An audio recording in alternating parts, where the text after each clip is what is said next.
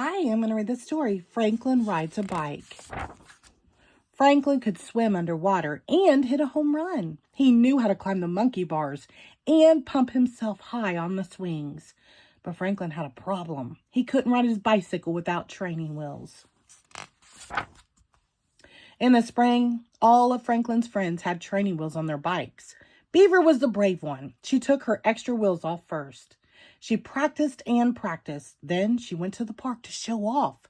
"Look at me," she shouted. "I can ride my bike all by myself." Franklin watched Beaver ride around in circles. It wasn't long before Beaver could signal with one paw and hold onto the handlebar with the other. Soon everyone but Franklin could ride without training wheels. "We're going on a picnic," said Bear. "Come on." Franklin was worried that his friends would make fun of his training wheels. "I'm not hungry," Franklin fibbed. He went home to eat lunch alone. Afterwards, Franklin asked his mother to help take the training wheels off his bike. He wanted to ride all by himself. He sat on his bike and his mother gave him a push. Franklin wibbled and wobbled and teetered and tottered. Then he fell into the flower bed. "I can't do it," he said. "I'm never riding this bike again." For the rest of the week, Franklin felt left out. He watched as his friends rode off without him.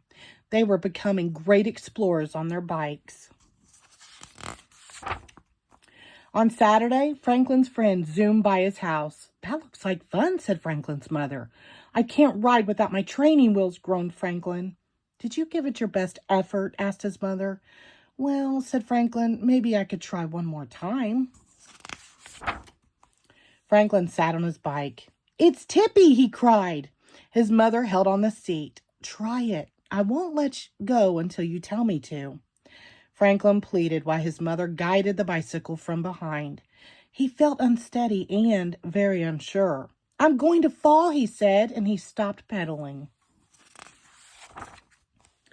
"Riding a bicycle is difficult," said his mother, "but you can't give up just because it's frustrating." "It's too hard for me," said Franklin. "It was easy for my friends." "Do you think everything comes easily for them?" she asked. Franklin had to think about that. Franklin went to the park. He saw Beaver struggling to swing on the monkey bars. Each time she got to the third rung, she fell into the sand below. "No, Beaver," said Bear. "Do it like this. It's easy." "Easy for you," said Beaver. She tried one more time and fell again. "Maybe tomorrow," Beaver grumbled. Franklin remembered when Badger learned to swim. She was afraid to put her head underwater. "It's easy," said Franklin. "Just do it." Badger had spluttered and cried. It took her a long time to feel good in the water. Now she could swim from one end of the pond to the other. Franklin thought about the first time Fox played baseball. He couldn't hit the ball at all, but he tried and tried until one day Fox got a home run. Just then, Porcupine came by. She moved very slowly. She pointed to the pads on her knees, wrists, and elbows. "They make me feel funny," she said, "but they keep me safe."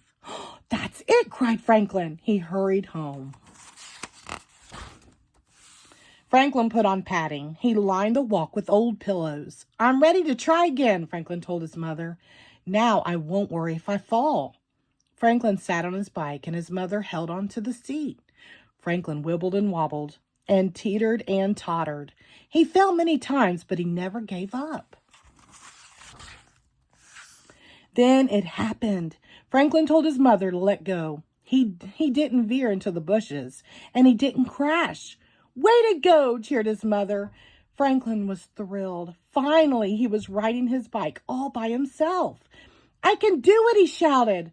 Franklin rode to the park to show his friends. "Look at me," he called. Franklin tried to signal with one hand like Beaver, but he toppled over. "I think I'll work on that," he laughed. "Not everything is as easy as it looks." The end. Thank you.